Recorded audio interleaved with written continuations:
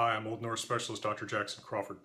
In this video, I'm going to continue with what I started in an earlier video called How Nouns Work to show you some more types of nouns in Old Norse. In the How Nouns Work video, I was looking at the most basic facts about how the cases work, nominative, accusative, genitive, dative, and at the endings of the most common types of masculine, feminine, and neuter nouns respectively. In this video, I'm going to look at some more common types besides the most common patterns that we looked at in that video.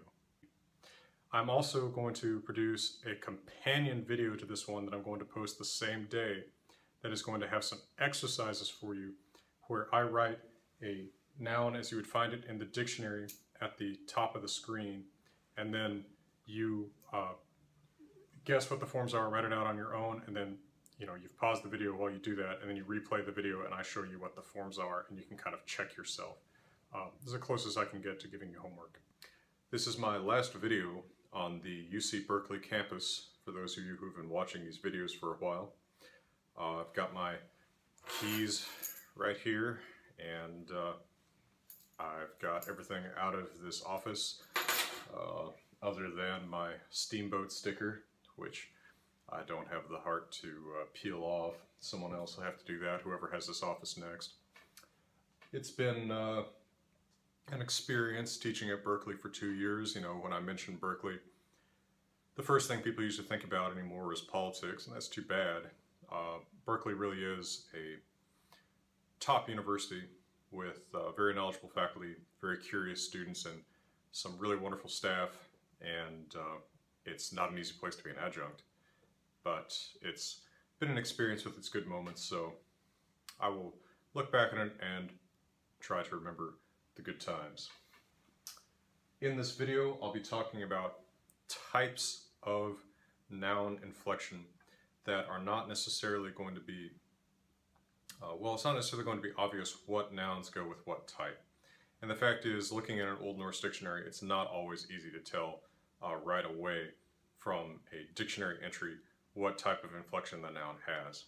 A lot of dictionaries, like the famous Cleesby-Vickerson dictionary that's online in many places and still is something of a standard, will give you hints about a noun's inflectional class. What they'll often do is show you the genitive singular and the nominative plural in any entry about a noun. So for instance, you'll get elder, fire, and then it will show you in parentheses S, comma, AR, meaning the genitive singular is else, the nominative plural is eldar. So what that tells you is that that's a typical masculine noun of the type that we reviewed last time. Elder, eld, else, eldi, eldar, elda, elda, eldu. Similarly, a feminine typical noun, you would see jorð, and then in parentheses ar, ir, that tells you it's a typical feminine noun. Jorð, jorð, jarðar, jorð, jarðir, jarðir, jarða, jorðum, with, of course, you umlaut in all of the singular cases except the genitive singular. And then for a neuter, if you just see the genitive singular s, that'll show you this is a typical neuter. So vatten, vatten, vattens, vatni, volten, volten, vatna, volten, with u umlaut if applicable in the nominative and accusative plural. Notice, by the way, that I mentioned or I've mentioned in a couple videos that V disappears in Old Norse before an O. It does not disappear before hook O. So the plural of vatten is volten, not orten or something like that.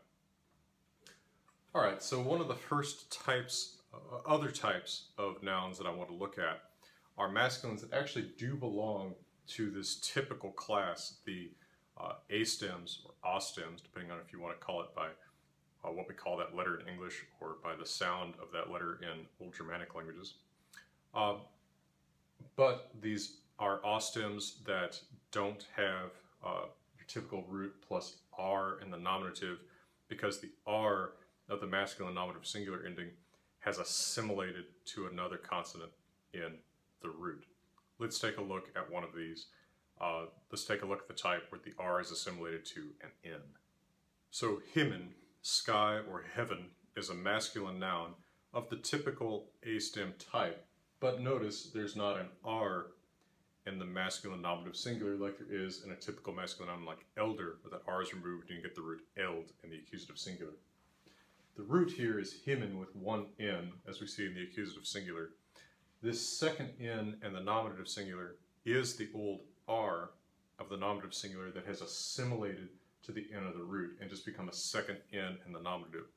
That second N is then removed before you add the other endings, just like you remove the R from more typical masculine nouns. This is very similar to what we saw in the adjectives, where you have many adjectives that have N at the end of the root that causes an R in the ending to assimilate to that N. So notice that the endings are otherwise normal. No ending S, I, AR, A, But also here we see the common Old Norse rule that if an ending would add a third syllable, we drop the second vowel, the vowel of the second syllable, as long as it doesn't bring three consonants together. So here in the dative singular and then all of the plural cases, the ending adds another vowel, so another syllable, and we drop that vowel in the second syllable, that I, so that we keep a two-syllable trochaic word, which is what Old Norse likes its vocabulary items to be. So hymni, hymnar, hymna, hymna, hymnu, not hymini, hyminar, hymina, hymina, hyminu. Some names work like this. One of the most notable, of course, is Odin, the chief of the gods. Notice that the second N is just part of the nominative. It's dropped off, and it works just like hymen. Odin, Odin, Odins, Odni. So Odin says, I heard Odin. These are Odin's words. I give you to Odin. Something you hear in sagas sometimes, Nu Gebek, Thick Odni. There are also masculine nouns that do this with L, where the root ends in an L, and so the R of the nominative singular assimilates to that L. Let's look at an example. Now, similarly to the type like Hymen and Odin, where that nominative singular R assimilates to an N, we have the type Lykil, Egil, where the nominative singular R assimilates to an L. So it works basically just like Hymen, Lykil, this is key, right? Key and lock. Lykil, two L's in the nominative singular, but then one L in the accusative, and that's your actual root that the other endings are added to. Just like with Hymen, where we would add a third syllable, we drop the second one as long as it doesn't put three consonants together. So lykli, lyklar, not lykli, lyklar. Otherwise, normal endings. Some men's names work like this too. The most notable one is Egil, one of the great saga hero names. So we have Egil, then one L in the accusative, Egils, but then notice with this name in particular, we got dative singular Agli. If you're familiar with I umlaut, you can probably see what's happened here. The I in Lykil and Egil in that second syllable causes I umlaut. So this is from a root, L-U-K, not L-Y-K, A-G, not E-G. But that second syllable dropped early enough in the dative singular that it didn't cause I umlaut in the dative singular. So you go back to the non-I umlauted form here. The I of the dative singular in masculine nouns is formerly an E. It was an E during the time of I umlaut, so it doesn't cause I umlaut. Right? So often when we're looking at umlaut, we're looking at the effects of vowels that aren't there anymore. So we go back to the non-I umlauted form here, Agli. Sometimes you'll see that with common nouns like Lykil, key, but not real often. I can't really remember seeing Lukli, L-U-K-L-I.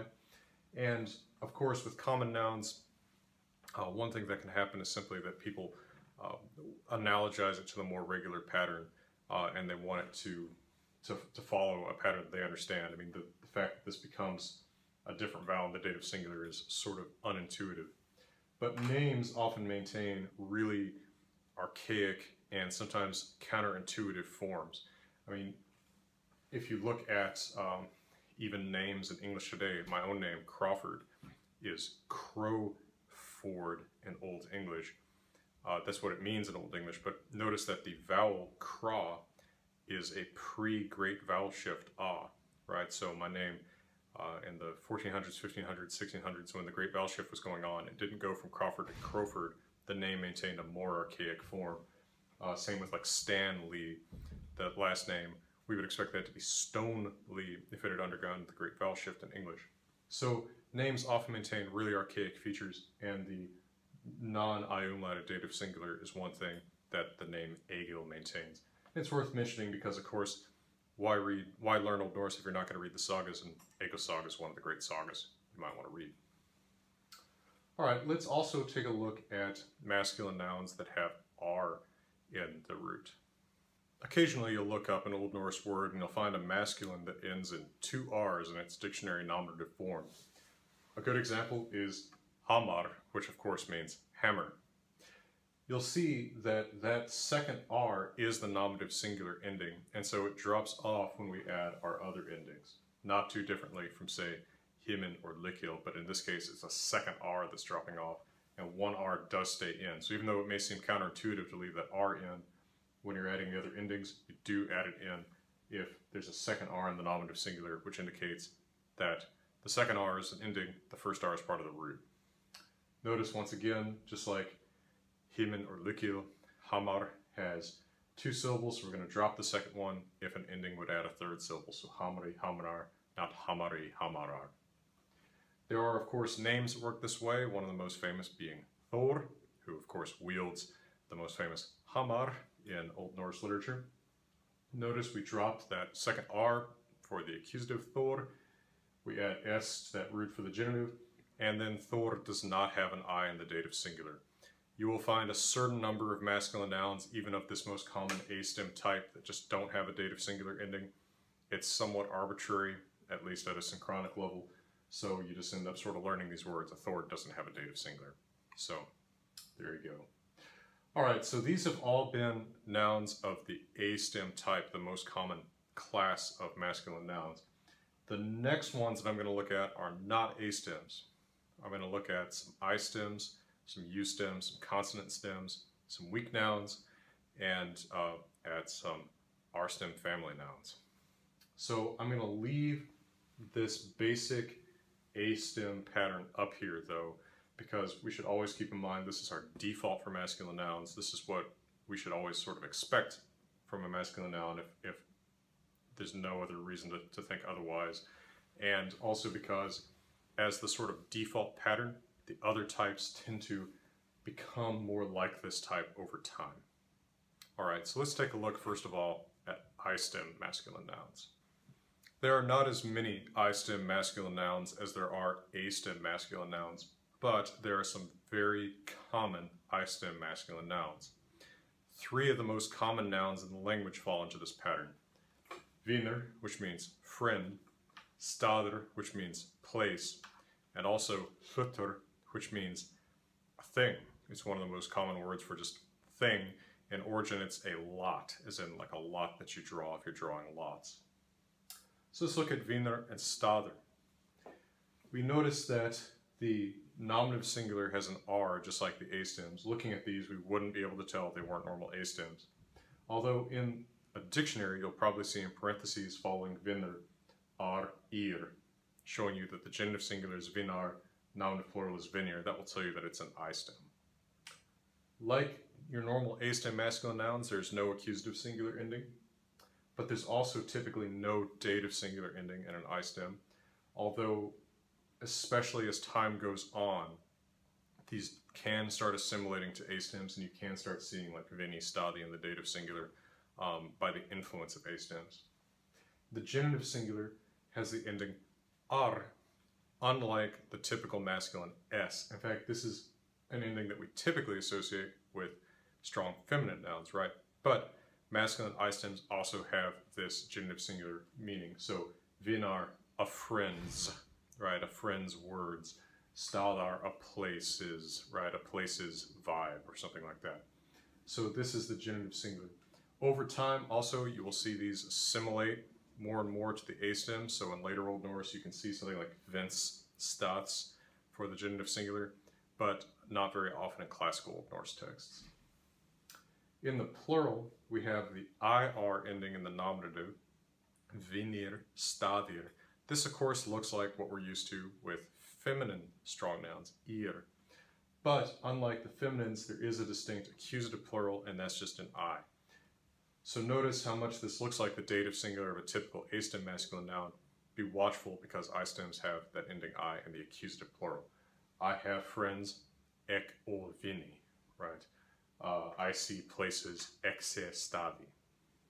And then we have the typical genitive plural a, dative plural that we have in all noun types. So I stems is a few very common nouns again, vinner, friend, stader, place, hlutter, thing. Another one is mater, food. There's not very many of them, but they come up so often that you will encounter I stems for sure as you start to read Old Norse. Now let's take a look at the U stem masculine nouns. U stem masculine nouns are a lot of fun because there's basically no sound change that doesn't affect them. A good example is the noun that means fjord, and of course is the noun that we get the English word fjord from, borrowed from Old Norse or from Norwegian. The Old Norse nominative singular is fjordr. So notice that these masculine nouns have the typical nominative R ending of masculine nouns, fjordr, sonr, and that we're going to drop that R in the accusative, fjord, son. But there are some strange endings and some strange things going on with the root of the word.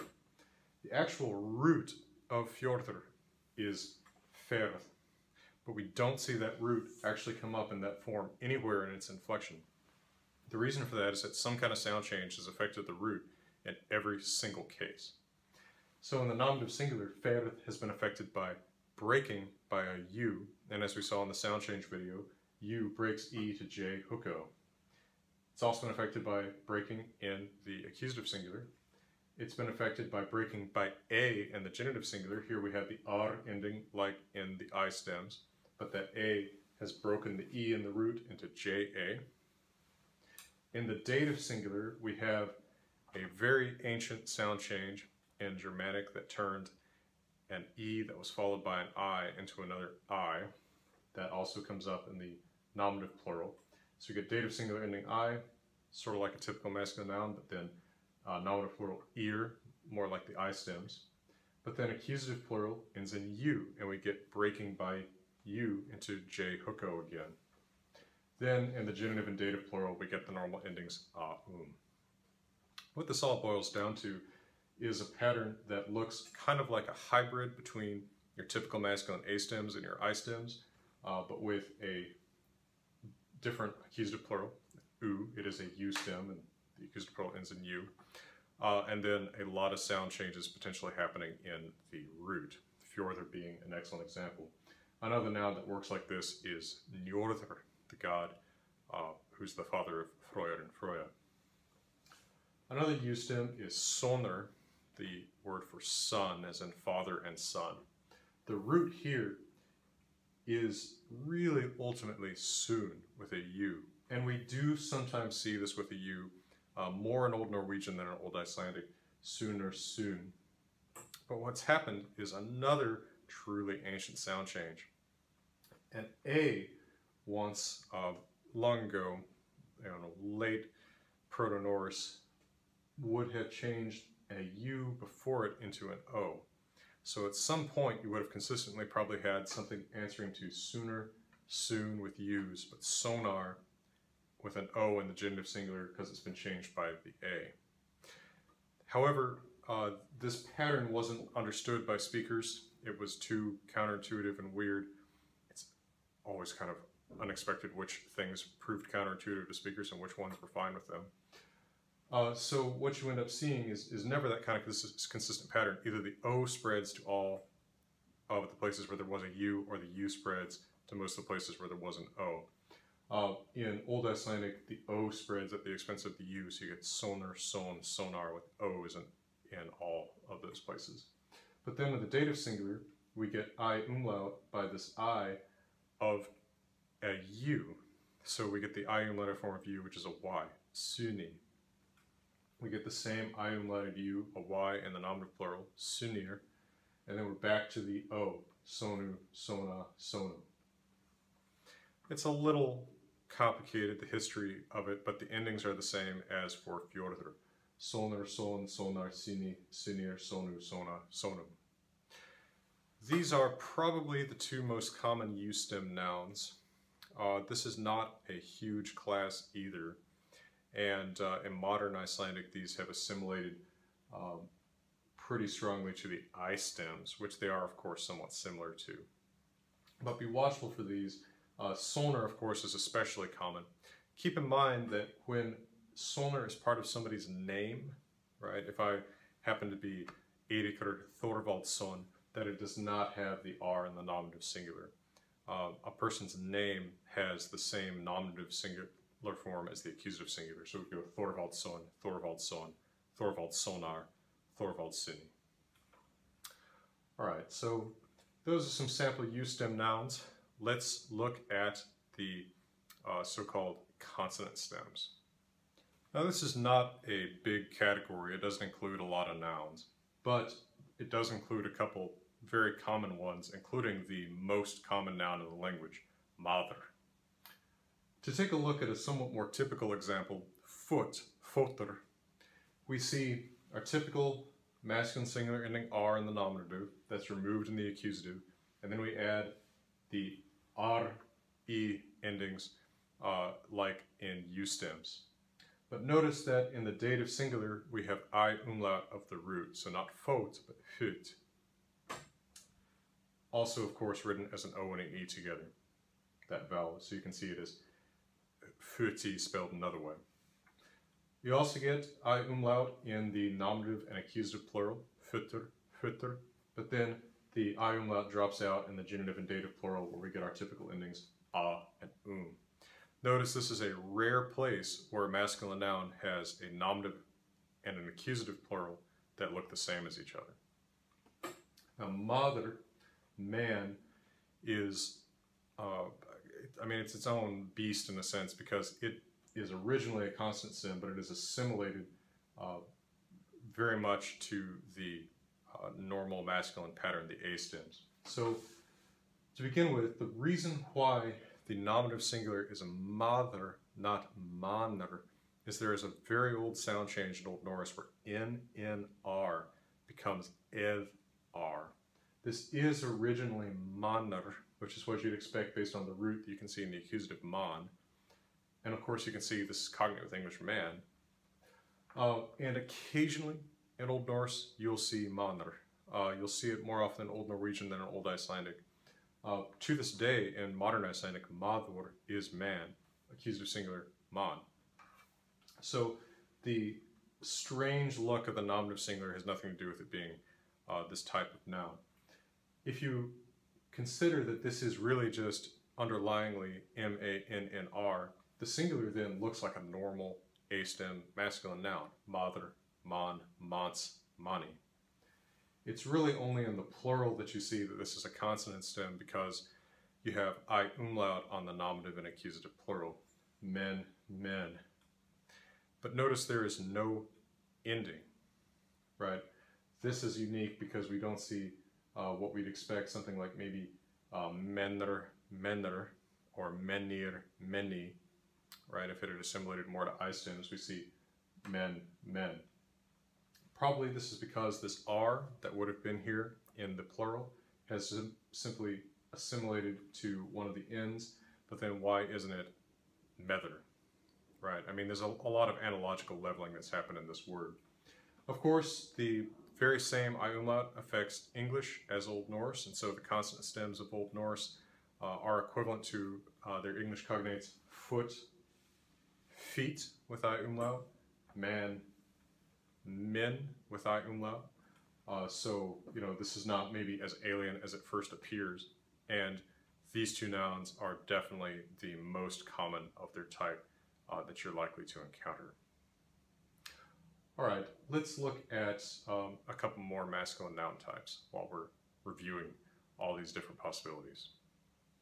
Læknir, healer or doctor, is a Yah stem that ends in ir. I'm specifying Yah stems that end in ir because there are some Yah stems that look basically the same as normal A stems, but they're so uncommon that I don't want to talk about them in this video. These nouns, which are basically the masculines that end in IR, fairly common, especially in names, are actually not really that different from your normal A stems. It's just that you have the R added to a vowel, right? The root ends in this vowel I, so you have to remember to keep that I when you add the other singular endings. So laknir, lakni, that's our actual root that we see in the accusative, and then we add the S to that in the genitive singular, laknis, back to lakni in the dative, because we can't add a second I there.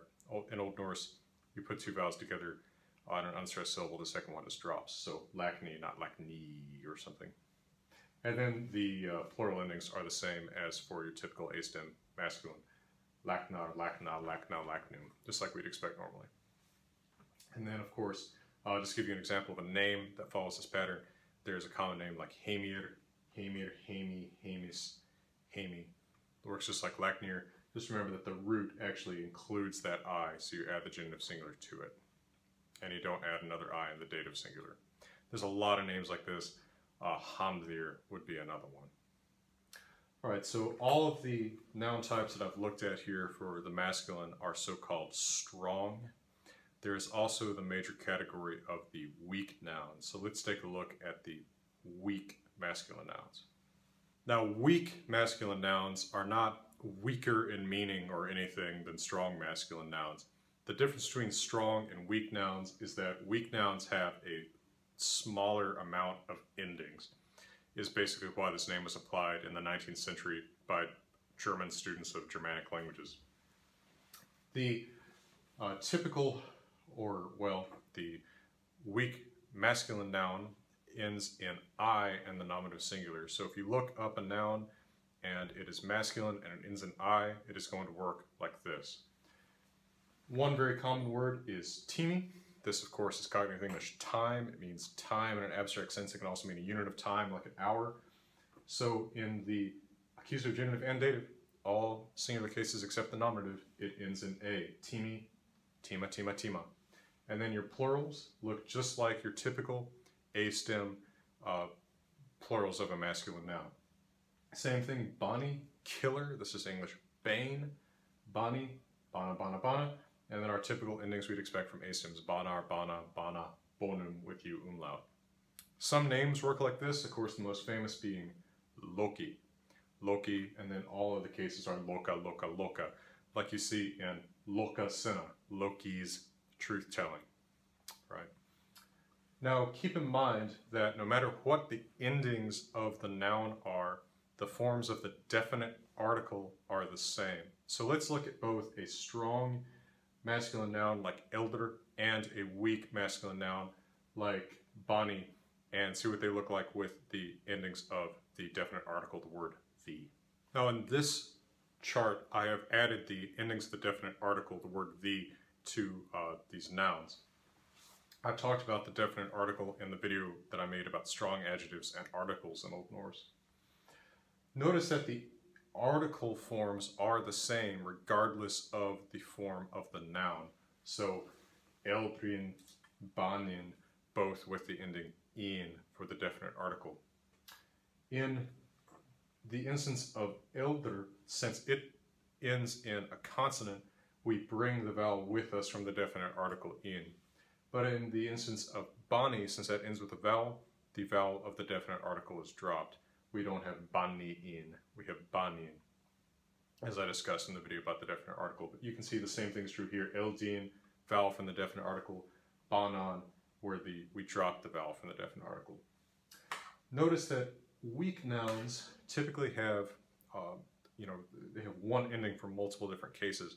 But since the definite article has its different endings for those different cases still, it can still help us, we can still tell what case it is based on the definite article, even if we can't tell based on the noun. Also notice that a U in the definite article doesn't cause U umlaut into the noun. There's a morphological boundary here. This probably was still considered a separate word when U umlaut was really active, so the U doesn't cross that word boundary. It doesn't become bonanum. Alright, so we've looked at some types of masculine nouns other than our typical A stems. Now let's look at some typical feminine nouns, at some feminine noun types other than our typical mixed OI stems. So when we look at the endings of a typical feminine noun in Old Norse, like jord, what we're seeing is a combination of two original patterns. This is a mix of O stem and I stem features. Basically, the majority of feminines have the singular of an O stem and the plural of an I stem, and have the endings that jord has. But there are still some nouns in Old Norse that have distinct true O stem or I stem endings. So let's take a look at what that means. A noun that still has true O stem endings, there's not many of these, will include run, which means rune.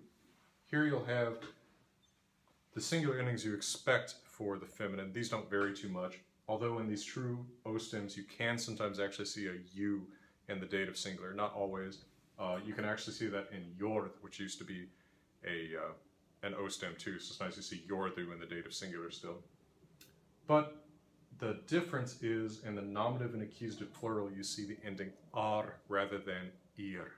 So runar rather than runir, which is the expected feminine plural. Over time, this evaporates away. These totally assimilate to the typical pattern with the I stem plural. So in later Old Norse and then in modern Icelandic, you do get runir. But in our classical Old Norse texts, these are still written runar with the old true O stem ending. Again, not too many of these. Rune is the first example that leaps to mind. There's also very few feminine nouns that maintain true I stem endings. These will have completely typical feminine plural endings because the typical feminine plural endings are the I stem endings. But the unusual thing is that in the nominative singular, a feminine noun that retains true I stem endings will have a nominative singular R as if it were a masculine noun. Right, so this is going to be kind of surprising because you look up Neuter and you think, of course, it looks masculine, but in fact, this is feminine. That R is then going to drop in the other cases as the typical feminine endings are added. The other endings aren't unusual. There are very few of these left in the language. Neuter, which means emergency, threat, need, is one of the very few. Another one is brúður, which means bride, but these are vanishingly small because, of course, the R in the nominative singular makes it look too much like a masculine noun. All right, let's look at a couple other types of feminine strong nouns that we'll encounter. Feminine nouns that end in ing are old O stems, and they maintain an extra archaic feature, which is that they have U in the accusative and dative always. So drottning, accusative and dative drottningu, genitive drottningar. Any feminine noun that ends in ing is going to work this way. They also have the old O stem, nominative and accusative plural always. So drottningar, drottningar, not drottningir, drottningir, drottningar, drottningu. Many common feminine names work this way as well, including the very common names that end in rune and bjorg, like Gudrun, Sigrun, Ingebjorg, Thorbjorg. So here we have nominative Gudrun, accusative dative Gudrunu, and genitive singular Gudrunar. Same way Sigrun, Sigrunu, Sigrunar, Sigrunu. Or Ingebjorg, Ingebjorgu, Ingebjargar, without U umlaut, Ingebjorg. All right. Also, let me point out the feminine names that are true I stems. As I said, names often maintain archaic features, and one of the most common last resorts, last refuges of the feminine true I stems that have R in the nominative singular are feminine names that end in Hildr, battle. There's a lot of feminine names that end this. Brynhildr, Beckhildr, there's a lot of different potential names. So what you do here is these maintain an even more archaic form than I stems like Neuter. They actually have an I in the accusative and dative singular. So Brynhildi, Brynhildi, and accusative and dative singular. Brynhildar, typical genitive singular ending for feminine and the genitive singular. Pretty much any other feminine name that you discover that has an R in the nominative singular is going to work like this too, like Boltvilder from Bollenderkvilla. Her accusative and dative name forms are Boltvildi, and then genitive singular form Boltvildar. So keep in mind, as I've hinted at before, that an R at the end of the nominative singular of a name does not necessarily mean that it's masculine, because there are feminines that follow this inflectional pattern. Now there are feminine consonant stems like the masculines, and like the masculines they're distinguished by I umlaut in the nominative and accusative plural. Two very common feminine consonant stems actually work somewhat differently from each other, and these are night, not, and hand, hond. Night is pretty unique. The nominative and accusative look the same, like most feminines do in the singular, note, note. Genitive, you will sometimes see the typical feminine ending, so notar, but you will sometimes see just an R added to the root and the root vowel I umlauted. And then one of those T's is going to disappear because Old Norse doesn't like three consonants in a row, especially if two are the same. These two variants both appear. In the dative, typically no I umlaut, and you might have a U at the end.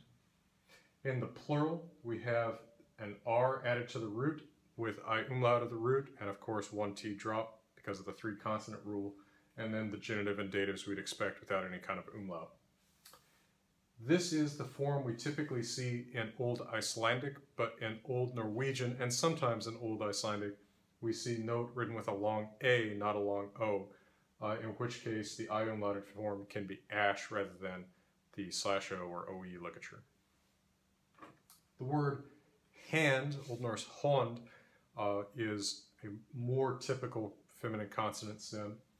We have the same form, nominative and accusative, as we expect in feminines usually. Then we have the genitive singular ending ar. Notice that the U umlaut disappears, right? Because there's no, there was once a U here that caused that A to turn into a hook O. There is no U in this ending, and there never was, so this goes back to its actual root form, which is hand, like English hand. In the dative, we actually have what we typically think of as a masculine dative singular ending I. It does have I umlaut here, unlike in most masculine nouns, so hendi rather than handi. Then we see I umlaut in the nominative and accusative plural, just like Neuter, and the consonant R is just added straight to the root, and then we have our typical genitive and dative plural endings a and and of course U umlaut in the dative plural because the root has an A in it and the ending has a U in it. A large number of feminine nouns end in the letter A, the sound a, and those are your weak feminines. They all work like this. The accusative, genitive, and dative singular is oo.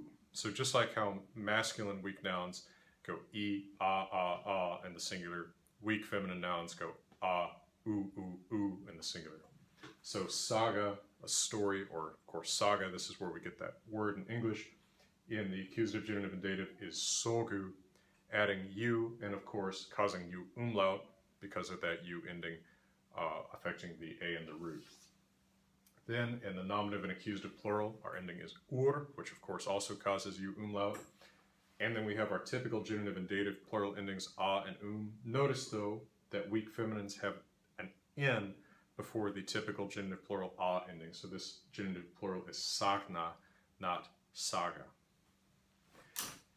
Similarly, we have woman, kona, kona, konu, konu, konu, and the accusative, genitive, and dative, konur, konur, and the nominative and accusative plural.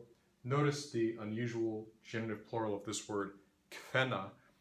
This actually is the original root that we're seeing here, kfen. This is cognate with English queen. What's happened is it's just been, it's a change we see sometimes of KVE to O in Old Norse before a nasal consonant. We also see this in koma, to come, which would come from a root like kfemon, quemon. But the original form of the root reasserts itself here, so we do always see genitive plural kfena and dative plural konu. One interesting thing in language history is that if you look at the Scandinavian languages on the continent, like Norwegian, you have kona becoming wife, but then this form of the root that's in the genitive plural, kvenna, becomes the word for woman more generally. In Old Norse, kona means both woman and wife. So to say my wife, you just say my woman. That's actually the same thing as for saying a husband, you would say my man, your man, for my husband, your husband.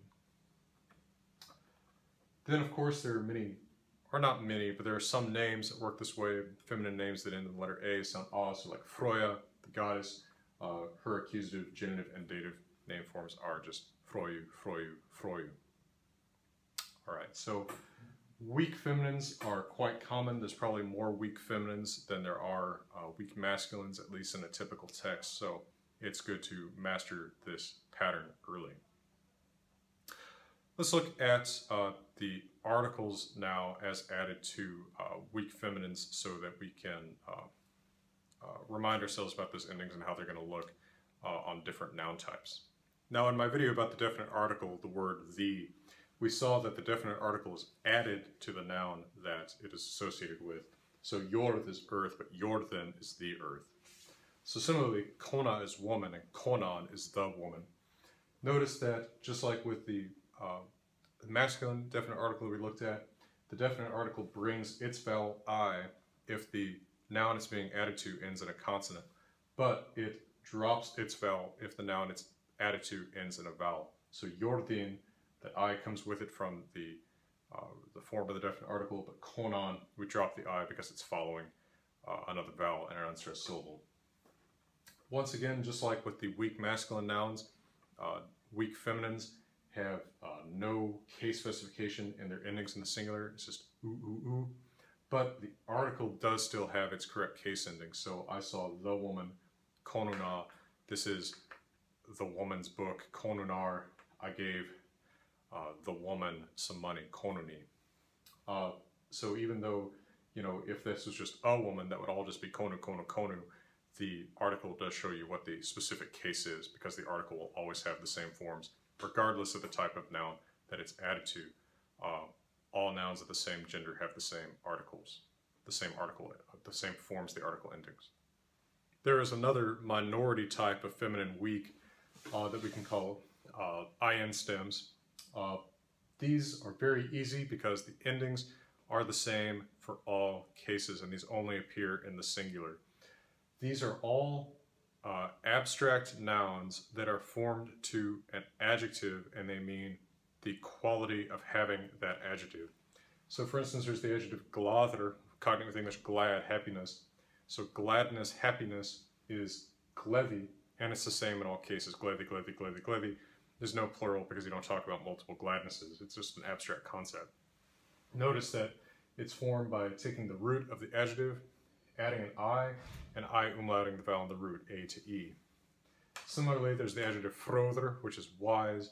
So the noun fröði, something like wisdom, really comes to mean more like lore or learning, is just fröði, fröði, fröði, fröði, with the I umlauted form of long O. As a fun side note, this becomes modern Icelandic fræði, because the /o and ash merge in Icelandic as a vowel pronounced I and still written as ash. And fræði is used as an equivalent to ology in the names of fields of study. So for instance, in modern Icelandic, jarðarfræði, earth study, earth lore is geology. Stjörnufræði, star lore is astronomy. I think this actually sounds a lot cooler than the Greek-based words we use in English. What I do is málfræði, it's one word for it, language lore. It's also called málvísindi, language science, language learning, knowing. There are 5 very common nouns in Old Norse for family members that all work the same way. We can call these the R-stem family nouns. And I don't even have to tell you what these mean because they look so much like their English cognates. Fadir, móðir, systir, bróðir, and dóttir. So with these, which you might be tempted to look at as masculine nouns like laknir, we actually have a unique set of endings. The accusative, genitive, and dative singular are all the same. They end in ur, and that u in the ending, of course, causes u umlaut. in the case of father, because of course there's an A in the root, so we get father, folder, folder, folder, but no change in a word like mother, where there's no U umlaut effect, right? Mother, mother, mother. Occasionally, in the dative singular of father and brother, the two masculine ones, you'll see feather. I don't actually think you see that in brother ever, but I've seen the dative singular feather, which looks like the nominative and accusative plural, but not commonly. The nominative and accusative plural have the bare root with I umlaut, so father, the plural is feather. Also the accusative plural feather. Brother with I umlaut, the nominative and accusative plural will be brother, brother. Mother, the nominative and accusative plural is mither, just like dotir, the nominative and accusative plural is dutter with I umlaut. Notice, of course, dropping one T because Old Norse doesn't like a sequence of two consonants that are the same plus another consonant. And then, of course, no I umlaut in sister because it already is I umlaut. It's sister, sister, sister. And then we have our typical genitive and genitive and dative plural endings a and added to the root. But notice that unlike in a consonant stem like foter, the I umlaut actually goes through into the genitive and dative plural too. So you get fedra, fedrum, nidra, nidrum, instead of going back to like fadra, foldrum, like you'd expect from a word like foter, foot. So it's just these 5 words. Of course, you see them fairly frequently because family dramas are common in the Norse sagas and myths. And of course, this pattern is worth learning early because you see these words so often. There are not so many different types of neuter noun declensions as there are masculine and feminine. Most neuter nouns just work like button or like skip, the examples that I used in the basic How Nouns Work video. But there are a couple other types. One subtype are the Yah stems. If you remember masculine Yah stems in ear, words like Laknir, doctor or healer, names like Hamir or Hamdir, there is a neuter equivalent to that where instead of the root in the nominative singular coming out as kvathir with the nominative singular R of masculines, we just have the root ending in I, like you'd expect in neuters which don't have the nominative singular R that masculines do. So you just have this I that all the other endings are added to for these. You can pretty much always tell these because you'll look up a noun in the dictionary and it will be neuter and it will end in an I. So kvathi, which means poem, is a big example. Riki, which means kingdom, is another big example. So with these, you just add your typical endings right onto the I. So kvathi, kvathi, kvathi, kvadis, kvathi. Right? We don't add another I here because Old Norse doesn't like to ever add 2 vowels in one unstressed syllable for sure. And then, just like normal neuter nouns, the nominative and accusative plural will look the same and they'll look the same as the singular. And then we have our typical genitive and dative plural endings. There's also a type of Yah stem that has a short root. So the Yah stems in Proto-Germanic, these have a stem Yah that comes after the root that the endings were added to. This Yah, the J in that Yah, becomes the I that we see in a word in Old Norse like kvathi or like Laknir. And notice that those both have heavy roots, right? They have long vowels or diphthongs. Ash is a long vowel. But when the root of one of those Yah stem nouns had a short or light syllable, the singular actually just looks normal from a Old Norse perspective. So one of these would be kin. This is obviously related to English kin, family. So kin, kin, kins, kinny, just like vatten, vatten, vattens, vatni. Plural, kin, kin, just like we'd expect, but that J comes back before and in the genitive and dative plural. There's not very many of these. Kin is probably the most frequent that you'll encounter. It's almost not worth mentioning except that kin is common enough to warrant a note. One other strong neuter noun that has to be mentioned is fe. This is cognate with English fee or with German fee. English fee, of course, meaning money, and German fee meaning cattle. The Old Norse word means both. In modern Icelandic, this has become specialized as fje to mean sheep, but in Old Norse it can mean other types of livestock and often means what people in my part of the world call beeves, right? Cows, bulls, steers. This is mostly what you'd expect as far as a neuter noun goes. There's no ending in the nominative or accusative singular. The I ending of the dative has been absorbed by the root. But in the genitive, we have this really unusual fjord. And the reason for that is that the root fe has had the U stem genitive singular ending added to it, ar. And then, according to a very common sound change that I've discussed in my sound change video that happens in West Norse, long E plus A becomes J long A. So this is actually the regular genitive singular that we expect based on the fact that this is in origin a U stem.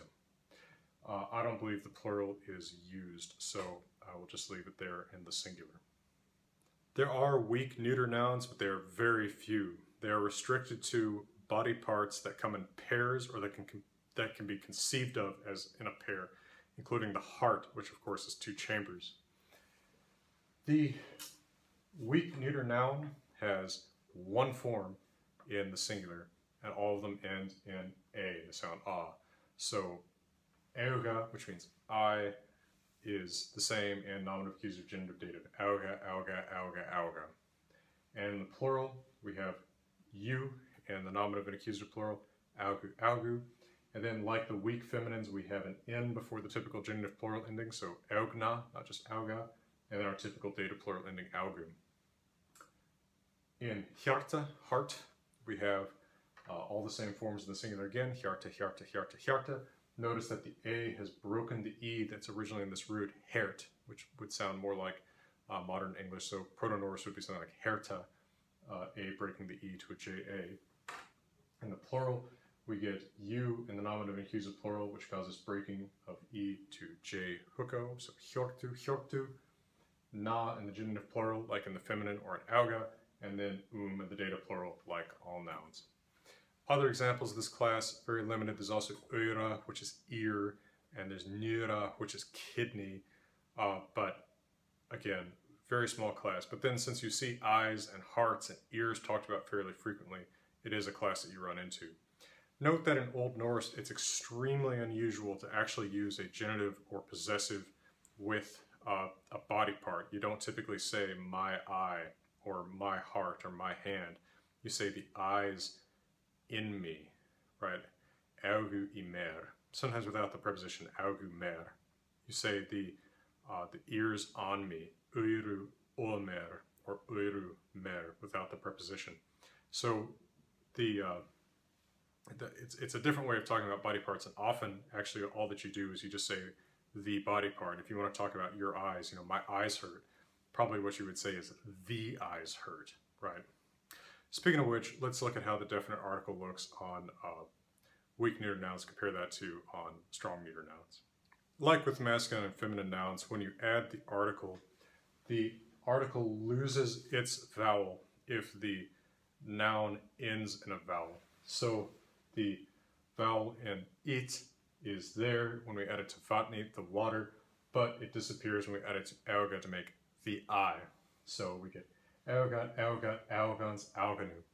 Notice that, again, the endings of the definite article are the same no matter the type of noun.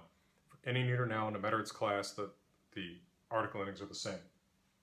Notice again, the U in the ending does not cause U umlaut in the noun because the article is considered a separate word during the earlier stage when U umlaut was active.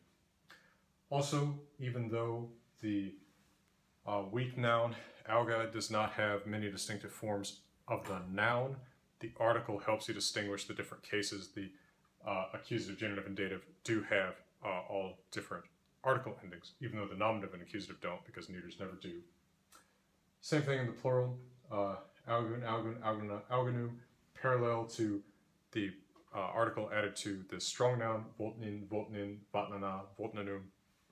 Notice again, here we have the article with its vowel because the noun it's being added to ends in a consonant. Here, the article drops its vowel because the noun it's being added to ends in a vowel. Alright, well I hope this has been a somewhat useful survey for you of the main types of nouns in Old Norse besides the default types that we looked at in the How Nouns Work video. And for now, for the very last day from the University of California, Berkeley, I'm wishing you all the best.